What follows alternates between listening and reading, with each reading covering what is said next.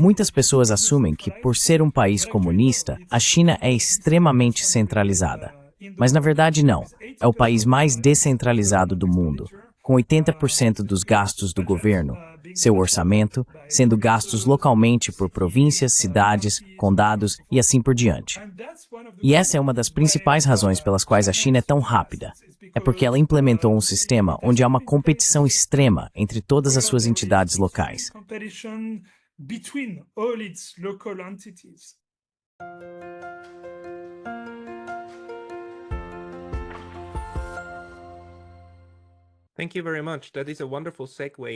Muito obrigado. Isso é uma ótima transição, na verdade, para a segunda parte, que quero discutir com você. Pessoal, ainda estou conversando com Arnaud Bertrand, o analista prolífico no Twitter. Acabamos de discutir tudo o que está acontecendo com as negociações de paz entre os Estados Unidos e a Rússia e como isso impacta a Europa. Gostaria de aprofundar um pouco mais, ou explorar mais profundamente, os problemas estruturais que a Europa enfrenta agora. Quero dizer, para mim, à primeira vista, há pelo menos três, certo? O declínio estrutural da Europa, porque algumas coisas ela simplesmente não consegue mais fazer, como não ter uma base de defesa industrial, está sendo abandonada pelos Estados Unidos, pelo menos da maneira que os europeus estavam acostumados. Lembro-me claramente de como, quando Biden foi eleito, ele anunciou que os Estados Unidos estavam de volta. Isso significava voltar ao que os europeus conheciam antes, certo?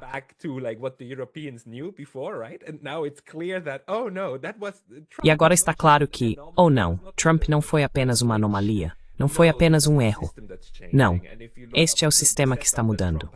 E se você olhar para a configuração que Trump tem com os republicanos agora, com Vance possivelmente sendo o próximo, sabe, assumindo as rédeas depois dele, quero dizer, você poderia esperar mais 8 anos após esses 4 anos, certo? Isso está nas cartas agora.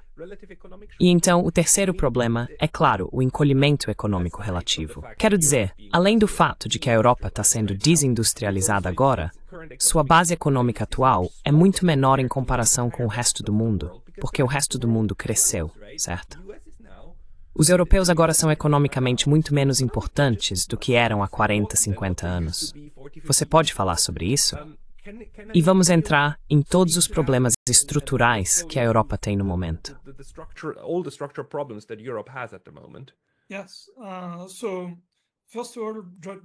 Sim. Então, antes de tudo, só uma pequena observação sobre o governo Biden, que você sabe, diz que os Estados Unidos estão de volta e assim por diante. Na verdade, houve em muitos aspectos uma continuação do governo Trump, especialmente no que diz respeito à Europa. Quero dizer, eles tinham, você sabe, a retórica liberal amigável, mas fizeram muitas ações que levaram à desindustrialização da Europa. Claro, o mais famoso é a guerra na Ucrânia, a sabotagem do gasoduto Nord Stream, que teve uma consequência direta nos preços da energia. Você sabe, a energia da indústria se transformou, certo? Então os preços da energia são absolutamente críticos para as indústrias. E ele também teve, você sabe, uma legislação muito significativa como o AIA, Lei de Redução da Inflação, que fez muito para, você sabe, atrair indústrias da Europa para os SUS. Então sim, ele não foi uma figura que realmente beneficiou os interesses da Europa.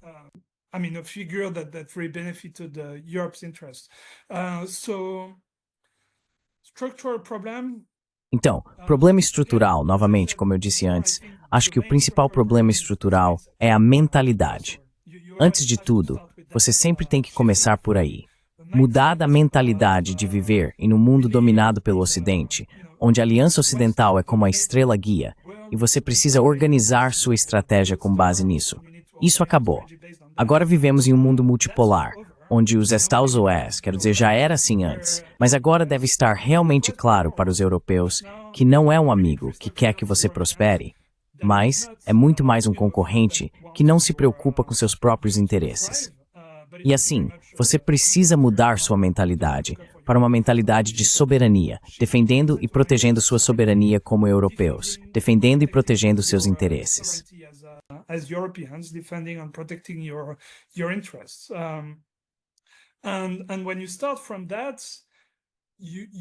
E quando você parte disso, você entende o quão imenso é o desafio, porque perdemos nossa soberania de várias maneiras. Então estamos protegidos, mas não temos uma indústria de defesa. Não temos defesa. A defesa e segurança europeias são sempre as condições mais importantes para a soberania. Você precisa ser capaz de proteger sua soberania, antes de tudo. Então esse é um grande desafio. Você sabe, falando de tecnologias, elas são sempre absolutamente críticas. Como vimos na história mundial, quando você fica para trás tecnologicamente, você fica fraco e pode ser aproveitado por outros. É toda a história da China, um século de humilhação. Ela ficou para trás tecnologicamente e, portanto, pôde ser colonizada à vontade pelas potências ocidentais. Tecnologicamente, a Europa ficou para trás de uma maneira alarmante.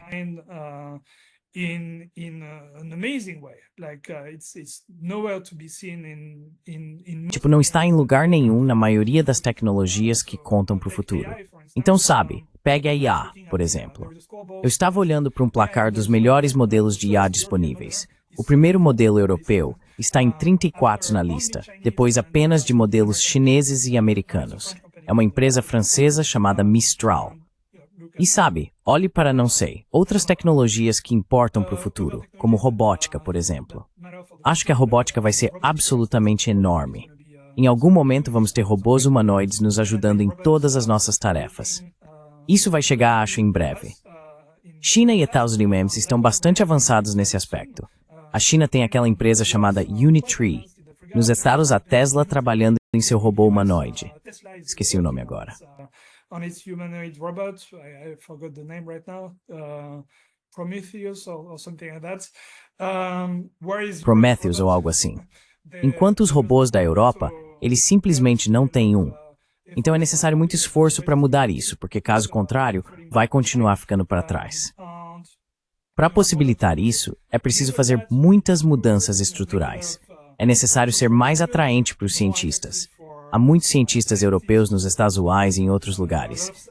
É preciso ser atraente para que eles voltem. É necessário pagar mais a eles.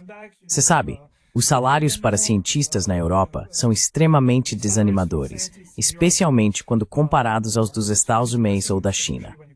Então sim, é quase esmagador quanto trabalho precisa ser feito para que a Europa volte à corrida. Mas não há escolha. Isso precisa ser feito. Sabe, é melhor começarmos agora. Caso contrário, vamos ficar ainda mais para trás.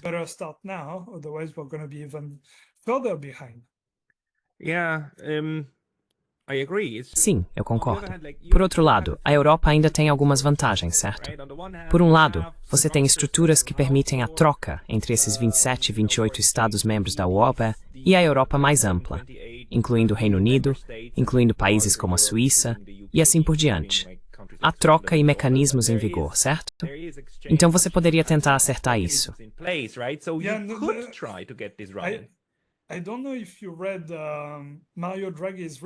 Não sei se você leu o artigo recente de Mario Draghi no FT. O que ele escreveu? Ele escreveu sobre essa questão específica que, paradoxalmente, há mais barreiras comerciais dentro da Europa, dentro dos 27, na forma de impostos alfandegários ocultos, tarifas ocultas, do que entre a Europa e o mundo exterior. Então, é loucura.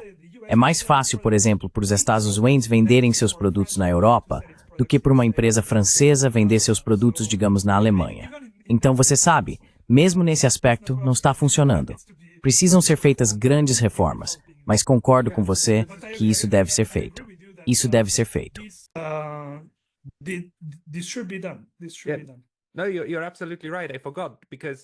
Não, você está absolutamente certo. Eu esqueci. Porque se você tem um acordo de livre comércio com a UE, esse acordo vale para todos os Estados-membros. Mas como Estado-membro, você é inculado pelas regras e regulamentos da UE sobre o que fazer para vender dentro da UE. E isso pode ser mais tedioso do que ter um acordo de livre comércio. É por isso que, no momento, os suíços não estão pensando em se juntar ao UE de forma alguma. Eles estão apenas pensando em como criar um acordo comercial estrutural adequado para resolver seus problemas com a UE. Mas se juntar à UE agora, teria tantas desvantagens.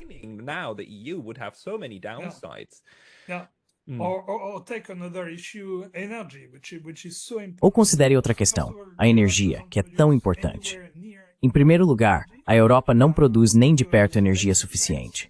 Eu realmente verifiquei, e nós produzimos 25% menos eletricidade do que os Estados Unidos, mesmo tendo 400 milhões de pessoas, e eles cerca de 330 milhões. Então produzimos muito menos do que eles. E nossa energia, a energia europeia, é em média 70% mais cara do que a energia americana. Nem estou falando da China, essa energia está vezes mais barata, e eles produzem 2 vezes mais energia do que os Estados Unidos inteiros. A forma como a energia também é organizada dentro é completamente estúpida.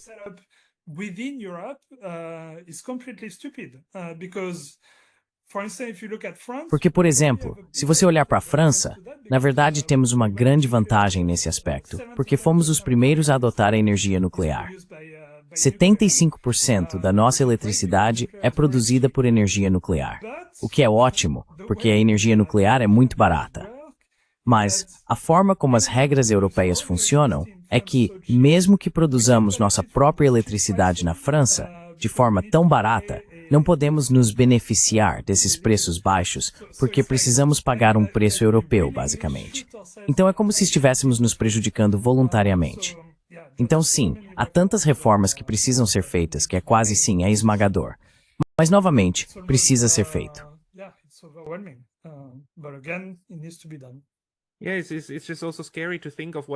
Sim, também é assustador pensar em como seria o processo para colocar todas essas coisas em andamento, certo?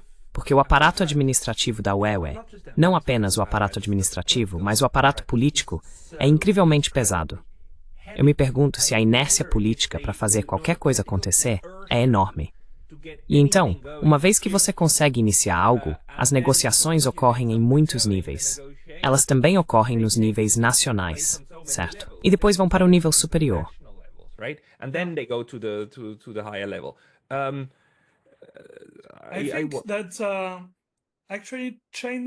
Acho que, na verdade, a China não é um mau exemplo nesse sentido, porque poucas pessoas conhecem a verdadeira estrutura da China, e a razão pela qual a China é tão eficiente e rápida em fazer as coisas. Muitas pessoas assumem que, por ser um país comunista, a China é extremamente centralizada. Mas, na verdade, não. É o país mais descentralizado do mundo, com 80% dos gastos do governo, seu orçamento sendo gastos localmente por províncias, cidades, condados e assim por diante. Apenas 20% do orçamento da China é gasto no nível nacional central. Quando você compara com, por exemplo, os Estados Unidos, é 50-50. Mesmo que os Estados sejam uma federação de estados, então os estados têm, você sabe, comparado com a França, por exemplo, onde é 80-20, mas no outro sentido. Os estados já são bastante descentralizados, com os estados tendo muito poder, mas a China está em outro nível, com 80% no nível das províncias. E essa é uma das principais razões pelas quais a China é tão rápida.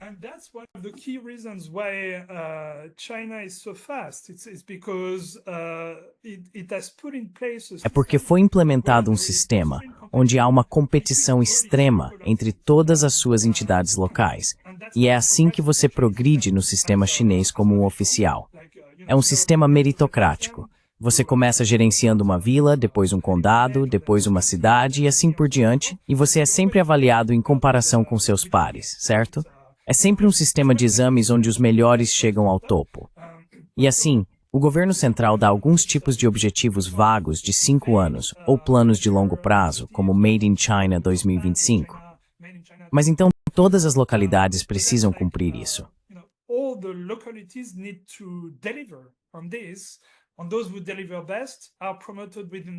E aqueles que entregam melhor são promovidos dentro do sistema.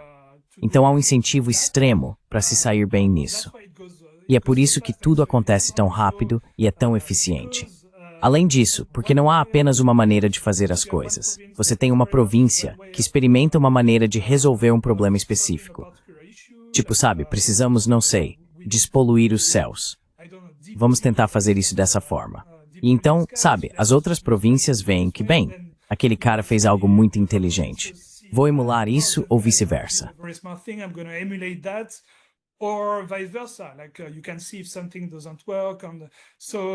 Tipo, você pode ver se algo não funciona. E então, Sim, estou pensando que algo assim para a Europa não seria tão ruim, onde a comissão da UERI não seria esse tipo de, você sabe, de muitas maneiras, é muito mais ditatorial do que o governo central chinês, porque você tem todas aquelas regras que precisa respeitar, e é assim que é. Enquanto que a abordagem chinesa é mais você tem todos aqueles objetivos que precisa alcançar e você tem a liberdade de decidir como. E aqueles que alcançam esses objetivos da melhor forma são promovidos dentro do sistema.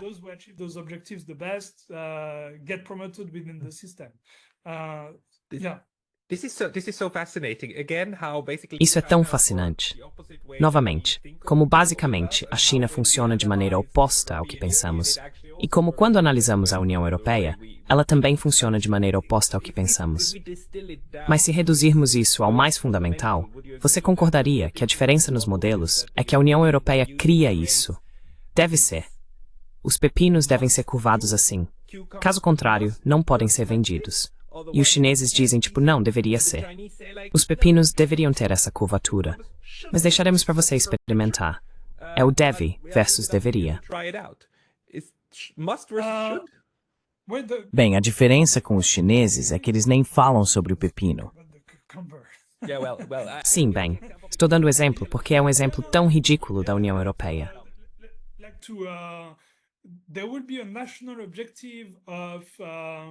Haveria um objetivo nacional de precisar vender mais, não sei, vegetais para manter o tema do pepino. E então cabe às localidades decidirem como. Uma localidade pode dizer, sabe, pepinos vendem melhor se forem quadrados ou algo assim. Então outra pode dizer, não, funciona melhor se forem redondos. E pouco a pouco você chega a um padrão, basicamente. É mais assim que funciona. Então, muita microgestão na União Europeia. É como parem de tentar microgerenciar a economia.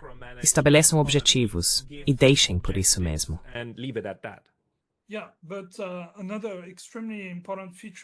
Sim, mas outra característica extremamente importante do governo central chinês, e não sei se isso é aplicável aos Estados Unidos ou à Europa, é que no final das contas o governo central é uma organização de RH. É o RH que decide quem é promovido, certo? Essa é sua característica mais importante. É um departamento de RH. E é isso que faz todo o sistema funcionar, porque você sabe como político que sua carreira depende do seu sucesso, com base nos objetivos da China como país, certo?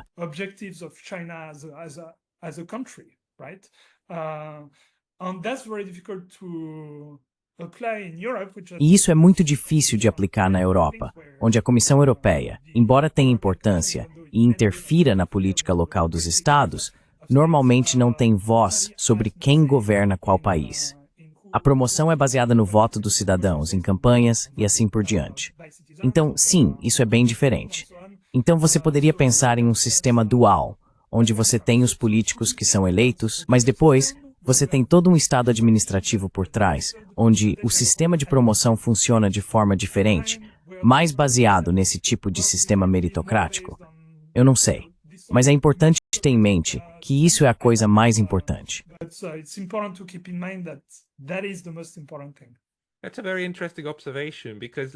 Essa é uma observação muito interessante, porque a Europa, em grande parte, funciona com esse princípio de uma maneira completamente diferente, certo? Isso mostra a liderança. Na liderança, as pessoas são promovidas e acabam. Existe eu esqueci como se chama, esse princípio de promover as pessoas até o seu nível ótimo de incompetência. Enquanto você é competente, você sobe. E assim que você está em uma posição onde não é mais competente, você fica preso e permanece lá. E então, você cria um sistema onde garante que em cada posição importante, você tenha alguém que não é competente para cumprir essa função.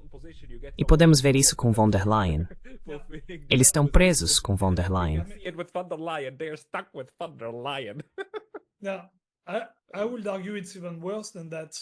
Agora, eu diria que é ainda pior do que isso. Eu voltaria à alegoria do navio de Platão, sabe? Onde como você decide quem vai dirigir o navio? Com base em sua competência, certo? Ou com base na votação das pessoas que estão no navio. E então você elege alguém com base em suas promessas de para onde o navio vai. E você sabe, uma imagem incrível. E você acaba com alguém que não atingiu de forma alguma o nível de sua competência. Eles apenas foram eleitos. São completamente incompetentes para o trabalho. Ponto final. Então, sim. Period. So yeah, And that's, I would never want to trash talk.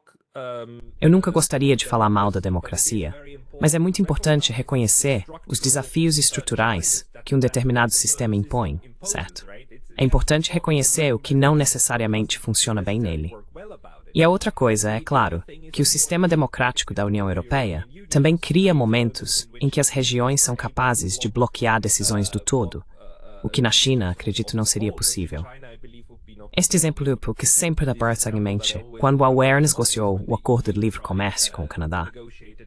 The free trade agreement with Canada, and in the end, it was, I think, Wallonia. E no final, foi, eu acho, a Valônia na Bélgica que bloqueou. Foi a Valônia ou foi a outra? Foram as terras flamengas. Mas acho que foi a Valônia que bloqueou, porque para criar um tratado no nível da União Europeia, você precisa da aprovação de todos os estados. E para obter a aprovação da Bélgica, você precisa da aprovação de todas as diferentes regiões. E porque a Valônia bloqueou, você poderia bloquear no nível da Huawei. Então, isso é, acredito, algo que na China não seria possível. Mas isso está simplesmente incorporado no sistema de funcionamento da União Europeia. Into the system how the European Union is working. yeah, exactly. Again, because the rules are adapted, Sim, right? exatamente. When the rules are Novamente, porque as regras estão nesse nível, certo? E quando as regras estão nesse nível, então se torna, você sabe, você tem que obter o acordo de todos. Mas se você tem regras muito mais flexíveis e decididas localmente, então você não tem esse problema. E voltando à democracia, na verdade a França reconheceu esse problema. De Gaulle, na época, tentou ter uma espécie de sistema misto. E é por isso que criamos na França a ENA, École Nationale d'Administration. Bem, basicamente a ideia era que temos democracia, as pessoas podem votar, mas aqueles que elegemos para o poder devem ter pelo menos uma base semelhante de competência. a similar basis of competency. And so we created that school, École Nationale. E assim criamos uma escola, a École Nationale d'Administration, que selecionava os melhores estudantes da França com base em exames para que fossem eles a administrar o Estado. Eles progrediriam em suas carreiras até um ponto onde poderiam liderar um partido e competir contra outros para serem eleitos ao poder. Esse era o tipo de sistema francês pensado por de Gaulle, que eu acho um compromisso muito bom, porque é uma questão essa questão de poder votar em qualquer pessoa. Issue where you can vote just anyone. But- Just like because the problem is, of course, if you have too many incompetent people. Porque o problema é, claro, se você tem muitas pessoas incompetentes e elas têm muito poder, então você obtém resultados muito ruins. A maneira como os suíços tentaram resolver isso foi basicamente retirando o poder do parlamento por meio de votações democráticas diretas. Para fazer qualquer coisa, não qualquer coisa, mas para muitas questões, você realmente precisa obter um referendo nacional. E isso muda a dinâmica. Então, mesmo que tenhamos muitas cabeças estúpidas lá, a necessidade de voltar à população em geral e realmente ter as leis votadas para cima ou para baixo corrige esse problema. Mas você precisa de algum tipo de método de correção para garantir que muitos idiotas não estraguem todo o sistema. Too many idiots don't screw up the entire system. Yeah. Actually, I've lived a long time in Switzerland. Sim, na verdade, eu vivi muito tempo na Suíça. Como você sabe, morei lá por 7 anos. Acho que o sistema suíço é, na verdade, o mais próximo que você pode encontrar na Europa do sistema chinês, porque também é extremamente local, certo?